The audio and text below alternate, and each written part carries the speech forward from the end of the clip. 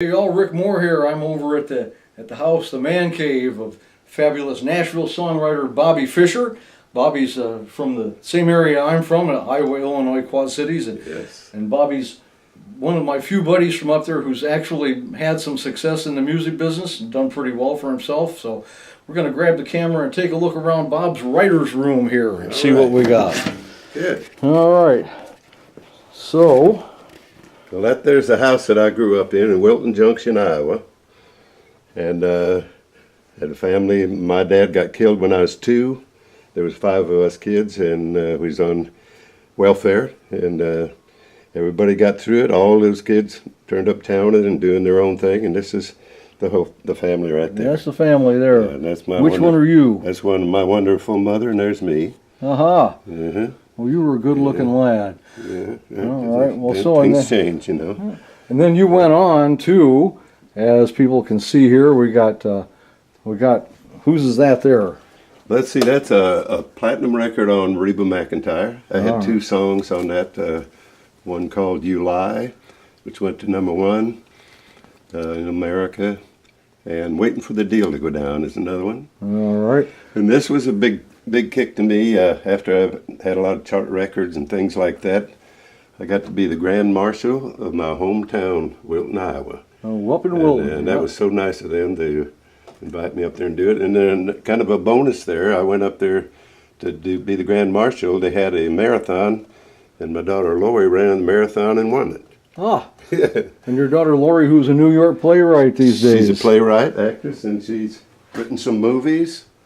A lot of things like this. This here was this was a song I wrote called "Hit the Ground Running" with a friend of mine named Rick Giles. Well, I wrote that song in about an hour. He cleaned it up and made it a lot better. I got it cut by John Conley, the great John Conley. He got a record out. I came home to the office one day and I had this message from McCann Erickson ad company, said, "We want to use your song "Hit the Ground Running" for a Ford truck commercial." So we got more Reba Platinum here. Yeah, there's double platinum there.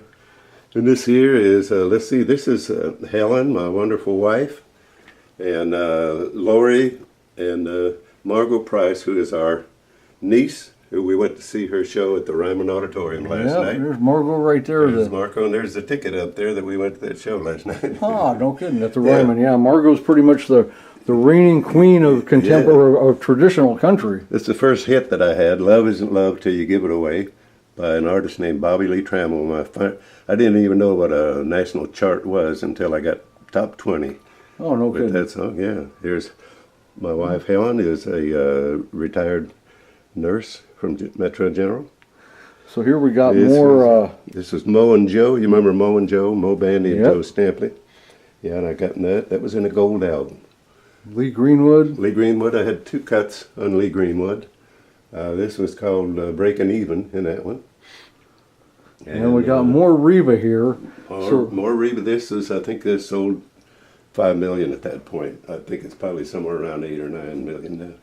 Man. And this is a song we wrote called "Goodbye Says It All" with the great Charlie Black and Austin Roberts. And after we had this hit, it went platinum. The Blackcock had a party for us, and they called it "Platinum Says It All." This here's one of the shows that Lori wrote, the Sparkly Clean Funeral Singers, which has been shown in several locations now. Let's talk about your guitar, Bob. This guitar here is kind of famous in Nashville amongst the songwriters and artists. Bob has this habit. If you come to write a song with Bob, you take a wood burning tool and you engrave your name in Bob's guitar. My name's there. Chet Atkins is there. Yeah, all kinds of folks. Right there. Yeah, there's just some great writers, co-writers. There's Garth Brooks up here, said, "God bless you, Bobby."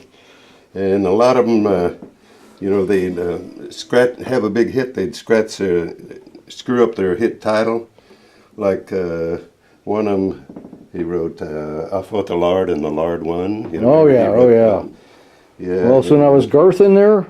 Garth is here, yeah. Okay. Garth used to sing demos for you, as did Trisha Yearwood. Richard Lee, he scratched on there, "Bobby, You Never Made My Brown Eyes Blue." And a lot of things like that, There's just a lot of great writers.